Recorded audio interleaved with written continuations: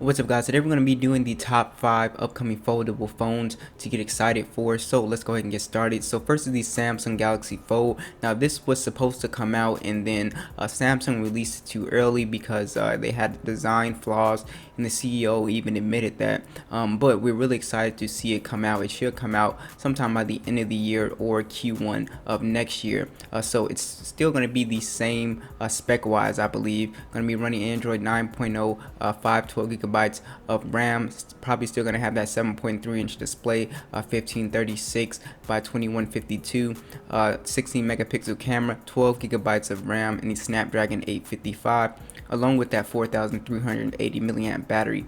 So I think we're all excited to see it. It did have that design flaw where if you peeled the display, or rather the display was too easy to break. It was just an easy for consumers to break. So I'm really excited for the design change with this guy, and hopefully they keep all the same features it had. Had the fingerprint scanner, the fast charging, the stereo speakers. It was really nice and specced out, had a really nice design. They just are gonna tweak the design a little bit more, I guess. So next is the Huawei Mate X. So this is another device that we are awaiting, and this is going to be another awesome one. I think this has the most beautiful design out of all the upcoming foldable phones, maybe except the Motorola one, but this is going to have an 8-inch display. When it's open, it is going to have a 40 megapixel camera, and it is going to have 8 gigabytes of RAM with the Kirin 980 processor.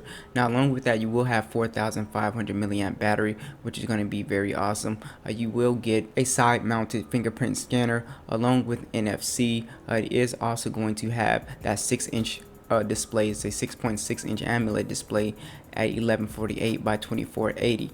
So it's going to be a really awesome looking device, and it's going to be great. The next phone I'm really excited for is the Motorola Razr. So this is going to be a great phone because of the design. It's very unique. It's going to have that old school Razr flip phone vibe to it. It is going to have a 6.18-inch display, 1440 by 3040, a 12 megapixel camera, 6 gigabytes of RAM. But the weird thing with this phone is that it's going to have the Snapdragon 710 processor, which I thought was a little weird. A 2,730 milliamp battery.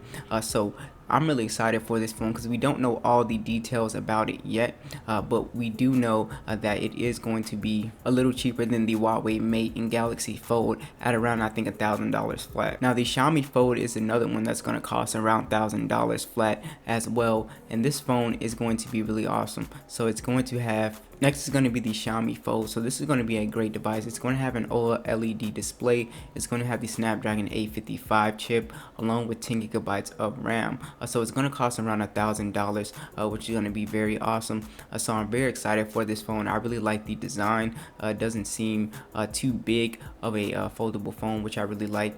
So now last is the iPhone Fold. So we do know that Apple is working on a foldable phone.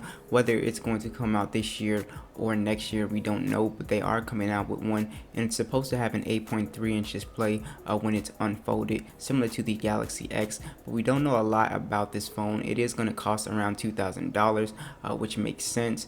So I'm sure it'll be 5G ready, have the OLED panel, so I'm really interested to see what Apple actually does with this, how they do the design.